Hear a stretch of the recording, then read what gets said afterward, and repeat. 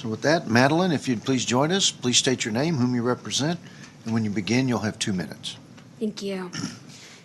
Chairman, members of the committee, my name is Madeline Lake, and I'm here speaking on behalf of March for Our Lives Texas as the state organizing director, as well as my own behalf.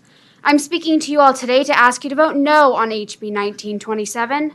Not only does this bill make our communities less safe, but it's a gross overstep of the deregulation to an already fragile system. Let's say the right to own a gun should be unregulated because it's the right of American people. Fine. Just because you have the right to do something does not mean that it's without stipulations.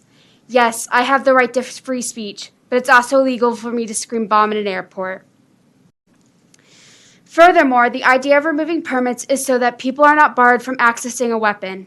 Why is it that there is an age requirement? Is it because maybe we worry the idea of a young person having a gun because they won't be responsible enough to handle it? The same goes for the permit system.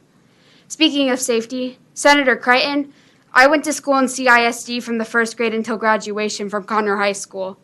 When you went to CHS, did you ever sit in a dark room hiding from an imaginary shooter, listening to the administration jiggle the lock on the door, waiting to see if it was going to be an active shooter? Because I did, every couple months for 13 straight years. It's terrifying, every time. It's the things they put you through to make sure that you try to survive a mass shooting. Just like it happened in Santa Fe, it could happen to us.